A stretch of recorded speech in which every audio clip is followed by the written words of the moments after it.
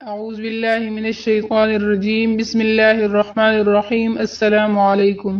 Bath room میں بے ہوشی اور غشی۔ ہم ہمیشہ ان لوگوں کے بارے میں سنتے ہیں جنہیں نہانے کے دوران گرنے کے بعد فالج ہوتا ہے۔ ہم نے کسی کو کہیں اور دوسری جگہ گرنے کے بارے میں کیوں نہیں سنا ہے؟ جب میں نے صحت مند طرز زندگی کے کورس میں حصہ لیا تو اس میں اسپورٹس کونسل کے ایک پروفیسر شریک تھے جنہوں نے بھی اس کورس میں حصہ لیا۔ پروفیسر صاحب نے مشورہ دیا کہ آپ نہانے سے پہلے اپنے بالوں کو نہ دھوئیں اور آپ کو پہلے اپنے جسم کے دوسرے حصوں کو صاف کرنا چاہیے۔ اس کی وجہ یہ ہے کہ جب سر گیلا اور سرد ہوگا تو خون گرم ہونے کے لیے سر کی جانب بہہ جائے گا۔ اگر خون کی رگیں تنگ ہو جاتی ہے تو ایسی صورت میں خون کی نالیوں کے پھٹنے کا امکان ہوتا ہے، چونکہ یہ باتھ روم میں عام طور پر ہوتا ہے۔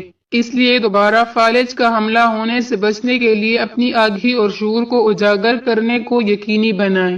نمبر 1، سب سے پہلے وضو کریں۔ نمبر 2، پھر دائیں کندھے پہ پانی ڈالیں، پھر بائیں طرف۔ نمبر 3، پھر سر پہ پانی ڈالیں۔ یہ غسل کرنے کا صحیح طریقہ ہے۔ ہم جسم سے بھاپ ہوا کی طرح بہتی ہوئی محسوس کریں گے اور پھر حسب معمول کی طرح نہائیں گے۔ حکمت: یہ بالکل اسی طرح جیسے گرم پانی سے بھرے گلاس میں پھر اس میں ٹھنڈا پانی بھر دے تو کیا ہوگا؟ شیشہ پھٹ جائے گا۔ ہمارے جسم میں کیا شے حائل ہوئی؟ ہمارے جسم کا درجہ حرارت بہت زیادہ ہو اور پانی بہت ٹھنڈا ہو۔ اگر ہم جسم یا سر پر براہ راست فوار ڈالیں تو ہوا پھنس سکتی ہے اور خون کی نالیوں کی ٹوٹ پھوٹ سے موت واقع ہو سکتی ہے۔ اور یہی وجہ ہے کہ ہم اکثر لوگوں کو اچانک باتھ روم میں گرتے ہوئے دیکھتے ہیں۔ غلط طریقے سے غسل کرنے کی وجہ سے ہمیں فالج ہو سکتا ہے یا درد شقیقہ آدھے سر کا درد لاحق ہو سکتا ہے۔ یہ غسل کرنے کا طریقہ ہر عمر کے افراد کے لیے موزوں ہے، خاص طور پر ان لوگوں کو جنہیں ذیابیطس، شوگر کا مرض، ہائی بلڈ پریشر، بلند فشار خون، کولیسٹرول، چکنائی اور درد شقیقہ آدھے سر کے درد کی شکایت ہے۔ علم حاصل کر کے محض اپنے تک نہ رکھے، براہ کرم دوسروں کو آگاہ بھی کرے۔ خدا حافظ۔